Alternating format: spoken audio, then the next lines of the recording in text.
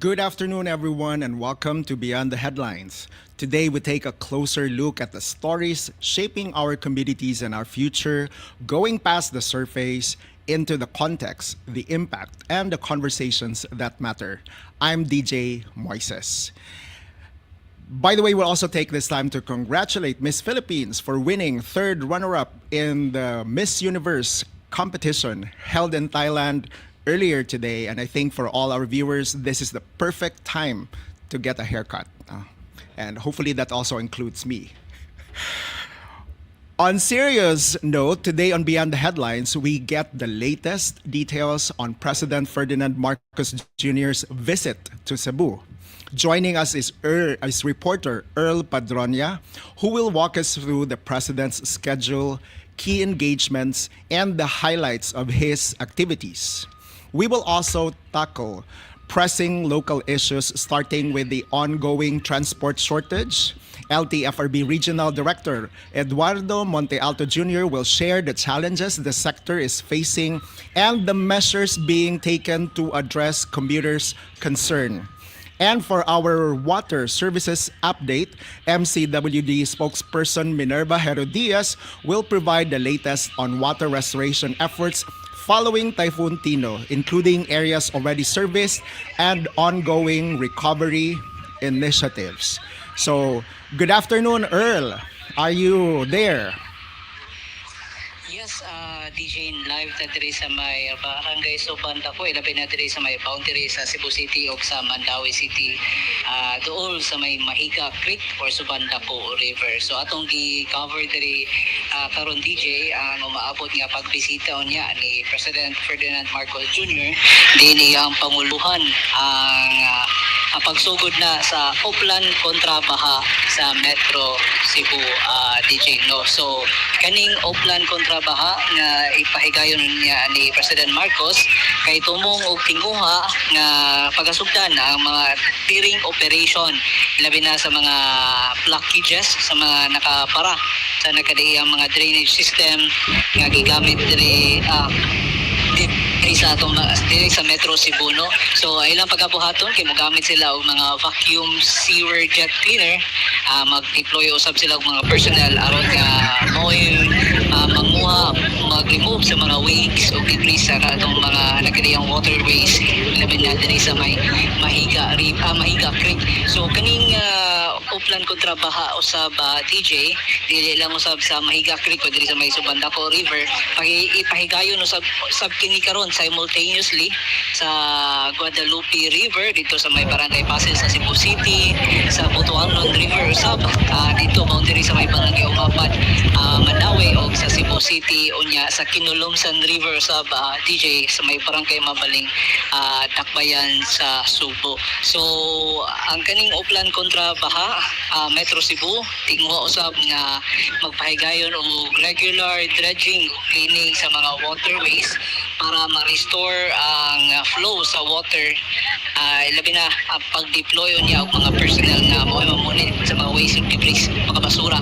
Unya tumong tingwa usab sa maong uplan na DJ kay ang pag-remove sa mga illegal o unnecessary structures, waste build up, mga debris o obstruction along the waterways, o ang pag-implement usab sa stricto o mas efficient waste management policies, apil na proper o kundi strategic regular scheduling sa mga garbage collection, o ang pagsiguro usab sa mga establishmento nga ang ilang mga pipelines kay connected sa sewage treatment plants, sa dili pa nila i-dispose sa waterways, DJ no. So ang kining uplan kontra baha Metro Cebu DJ pagabuhaton sa pipila ka mga lungsod o syudad diri sa Metro Cebu, apil na nini ang Talisay, Pinosa, Cebu City, Mandawi o sa may Konsolasyon o ang Liluan o sa DJ no. So una na lang unang waterway mga mga priority waterways or rivers ka pagabuhaton ning upland ko trabaho DJ kay sa may Sumandaco River di nasa takaron sa may Mandawi City, boundary sa Mandawi City ug Cebu City, Guadalupe River, Mananga River dito sa may Talisay City, Kinalumsang River dito sa Cebu City gihapon, Botanon River dito sa Mandawi ug Cebu City, Kansaga River sa may Konsolasyon ug sa Kutkot River dito na sa lungsod sa Liloan, DJ. So Earl, from what I have here, the program was first launched by the President early this month, no? That's November 12 in Parañaque City. So this project, Contra Baha, this is a nationwide project, right? Yes, DJ. So uplan ko trabaha Metro Cebu karon pagabuhaton panguluhan nun yan ni President Marcos. Then tungod usad sa nitabo nga mga pagbaha niya Typhoon Tino o ang kanipong issue sa flood control, mga investigasyon sa ICI.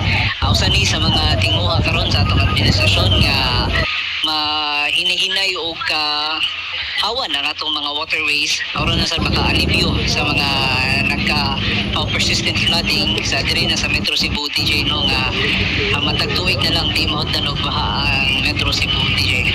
So from at least if I remember correctly what Pag-asa said, they are still forecasting about 2 typhoons, no, that potentially will hit the Philippines, not necessarily Visayas and Cebu. So I'm curious about the timeline, no, for this clearing and dredging of these rivers. So what's the timeline are we talking about?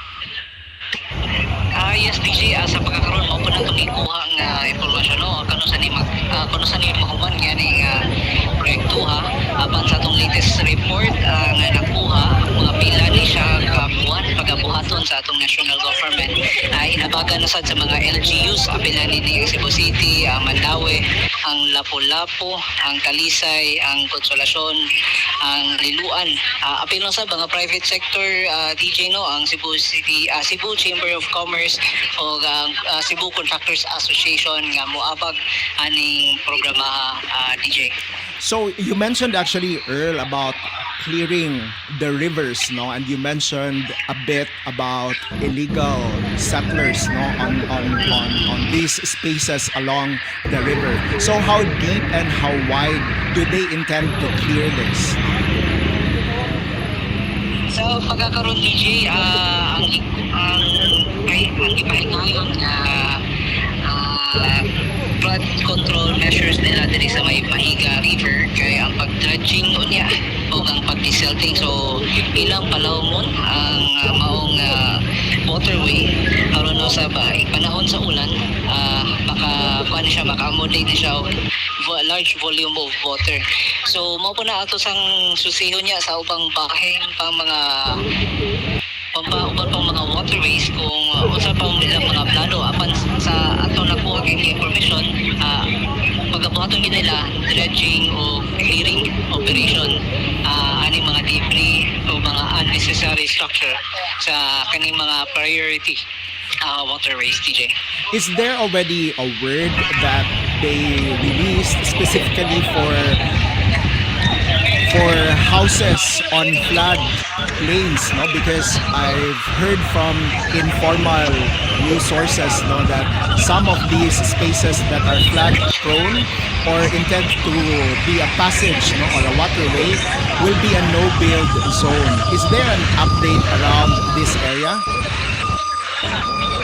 Yes, DJ, sa nakalabay nga pagbisita usab ni President Marcos, yan mga nakalabay semana, DJ, no, usa sa iyang mga nakigniting man siya sa mga LGUs, labi na kato mga affected LGUs after sa flash flood nga nitabo after Tino.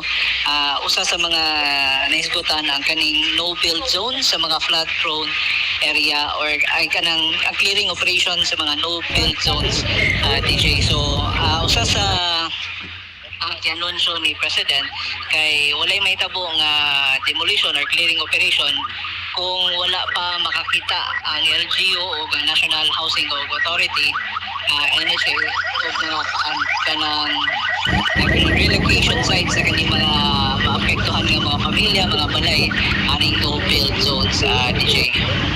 So what we're saying actually, Earl, is there really is an intent to implement a no-build zone. The prerequisite for this to happen is for the LGUs to find a relocation area. Is that correct? Yes, DJ, mana ang gisulti ni President Marcos niya kung nakalabay nga si Mana sa meeting ni with the mayors o ni Governor Paricuatro sa Capitolio, DJ. So what time is the President expected later, Earl? Karon ang atong time call kay mga 1:40 PM karong hapon na, DJ, no, maabot si President Marcos dili sa may mahigak. Okay, so I think I would anticipate that everything is already all set. So thank you for joining us today, Earl. Muna atong latest report nga nakuha diri sa may Mahiga River sa may barangay sa Bandako, Mandawi City. Kini lang si Earl Padronia reporting live for Sunstar Cebu.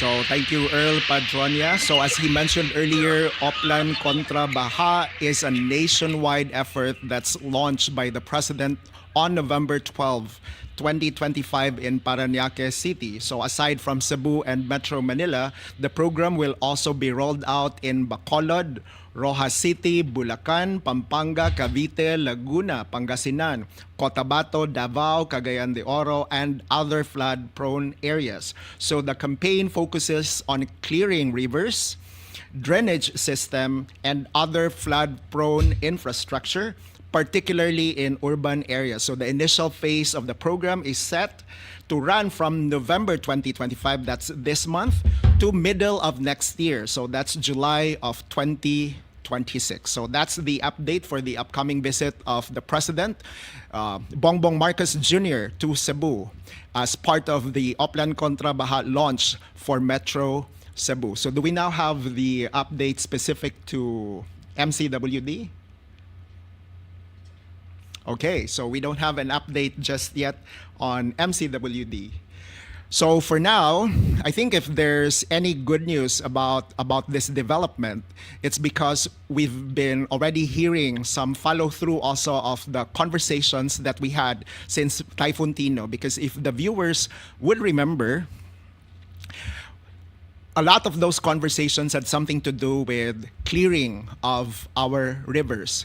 Because I think even before typhoon, we already have identified the need to drain these waterways, no? And then after the typhoon, it's further highlighted that clearing or draining these waterways through dredging and desilting, they're not actually enough. We need to also clear the waterways for water to flow freely, no, from the mountains to the sea, so that they will not be stuck, no, on those flood-prone areas. So it's good that this move is being followed through by Oplan Kontra Baha.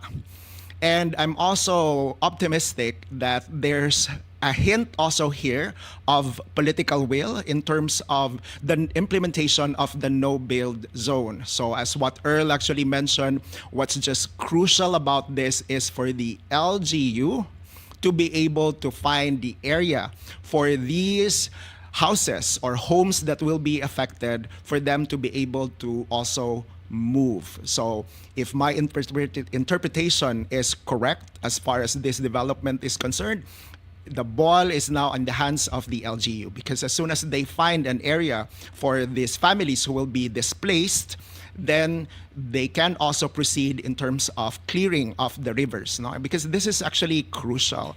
It's been mentioned by several of our guests the past few days and the past few weeks that these are actually essential, because water from the mountains will always do its best to find its way to the ocean. And so we have to clear the waterways and our drainage for that to happen. Otherwise, water will always find its ways, no? And we don't want for water to continue finding its ways, devastating homes, dreams, and also family lives. So this is a welcome move, and hopefully we will continue to follow through this project. So for now, do we now have MCWD for their update? Not yet. Sige, for the benefit of our viewers, I think it was last week when we were able to get in touch with spokesperson of MCWD, Minerva Gerodias, and the update that she gave was for this week, they will already be able to restore water in Metro Cebu. So that was her commitment. And it was also mentioned on that same report or conversation with her that they will advise for the specific day this week. So as far as that conversation was concerned, water was supposed to be restored already this week, and it was just a matter of advising which particular day. And the reason why we wanted to talk to her again, because it's already Friday, which is close to the weekend. So we would also like to hear updates from MCWD if indeed water is already restored in Cebu. Okay, so she is still in the meeting. So what are we going to do now?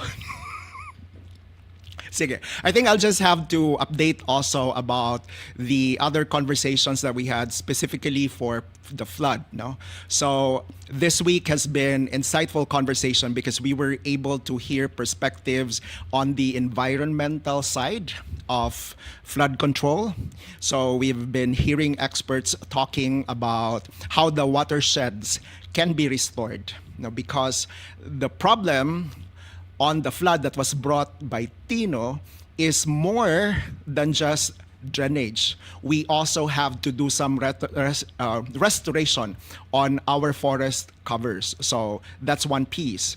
And then the second, as mentioned earlier, we've also been hearing on the infrastructure side on how we can further improve on our drainage and also our waterways for water to flow freely. This week, we also learned about some welcome news about the revival of the Metro Cebu Mega Cebu Master Plan for 2050, which is a roadmap of initiatives and projects that can actually lead to a more livable and more mobile Cebu come 2050. And the good thing about this particular project, it's because it assures Cebuanos, and people like me, that there really is a long-term plan that's being done, not just in the context of flooding, but also in the context of traffic, also in the context of waste management. And in that particular plan, we also learned that there indeed was a move for the Metro Cebu Development Board to eventually graduate into an organization or a group with a legal personality, which is the Metro Cebu Development Authority, quite similar to MMDA, as we know. And we are just waiting for the legislation to support this. And the last update that we had when we had a conversation with Elizar Sabinay Jr. from Cebu Province is this is going to be followed through by Congressman Eduardo. Now, this piece of legislation, if our viewers can remember, is important because this will further integrate all the flood control, traffic, and wastewater management that we intend to implement across Metro Cebu. And Metro Cebu, as far as the Mega Cebu Master Plan is concerned, covers the cities from Karkar to Danao City. And then there's also the move to include cities from the west. And if I remember it correctly, that's Asturias and also Balamban. Because when the mega plan was done sometime in 2015, it only covers the cities along the east coast of Cebu province, and now we're including at least 2 cities from the west because these 2 cities are also just as progressive, and it's important for them also to be integrated into the Mega Cebu Master Plan. We also learned that as part of the Mega Cebu Master Plan, which is endorsed by the provincial government through Governor Pamela Baricuatro, is also the Metro Cebu Integrated Flood and Drainage Master Plan. So that's part of the Mega Cebu Master Plan, which was, and so the Metro Cebu Integrated Flood, Water, and Drainage Master Plan was endorsed, if we remember, by also Vice Governor Glenn Soco, and at least we were able to resolve that these two plans are not necessarily fragmented, but they are related. So the Metro Cebu Integrated Flood, Water, and Drainage Master Plan is a subset of the Mega Cebu Master Plan. So if all these will just be slightly tweaked, given the changes that have transpired since 2015 until the present, then the mega plan is already good to go. So it's just a matter of follow through. And the crucial piece about this one, the low-hanging fruits, is for the Metro Cebu Development Council Board to be convened by the governor of Cebu Province, that's Pamela Baricuatro, and then for the board to have a legislative support to make it into the Metro Cebu Development Authority. And from then on, we can already follow through and assure ourselves that for this year and beyond, we will finally see the answers to our questions and we'll see a better Cebu moving forward. So now we move to waste to energy project before we hear the updates from MCWD. And to give us updates specific to WTE or the waste to energy project, we have Sunstar reporter Cherry Ann Verador. Cherry Ann, are you there? Cherry? Hello? Yes, Cherry. This is the most welcome voice I ever hear, no? After having to talk for so many minutes. So good to hear from you, Cherry. Okay. Maayong hapon, DJ, ug maayong hapon sa itong mga viewers sa Sunstar Beyond the Headlines. Yes, so what's your update specific to waste to energy project? Okay, so the New Sky Energy Philippines from the proposed waste to energy project or WTE project in Barangay Guba withdraw their project. So the environmental advocates hail the withdrawal because they have been opposing this for years because it has, according to them, it has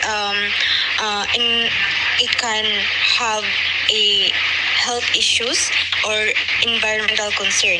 So upon my interview with Lito Vasquez, one of the Philippine Movement for Climate Change in Visayas, that he was expected with nila no nga ma-withdraw gyud ang New Sky silang project because daghan ang ni-opposed, daghan ang dili ganahan, including the residents in Barangay Guba. So they cannot proceed food sa pag-build sa project because they are still waiting for the green light or approval of the residents in Barangay Guba, which is wala na hitabo because of course sa bato nila nga it can cause a severe health crisis or environmental concerns. So that is the reason why ni withdraw ang New Sky, DJ. Correct me if I'm wrong, Cherry, but this waste to energy project in Guba, if I remember it correctly, is already supported by an ordinance? I think ako pa na siyang i-search if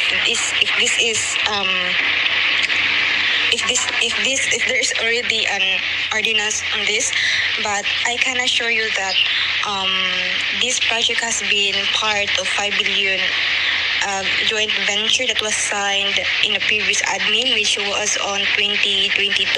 So that agreement would last into 40 years. So that now nga ni-withdraw na ang New Sky, the environmental advocates suggested that dapat ang Cebu City government mohimo na sila alternative waste disposal nga dili makagrabe sa health, and one of their suggestion is the single plastic, DJ. Yes, so you mentioned no, at least the project was already ongoing, no? at least for the process, no, as early as 2022. And if I remember correctly, one of the questions that was raised, no, when the residents of Barangay Guba made a protest is, were they exactly consulted as early as, let's say, 2022 or 2023? Because it looks like they just protested this time, no? So, and for something as major as this, at least in my view, they should have been consulted early on. So was that process skipped and was just only done recently?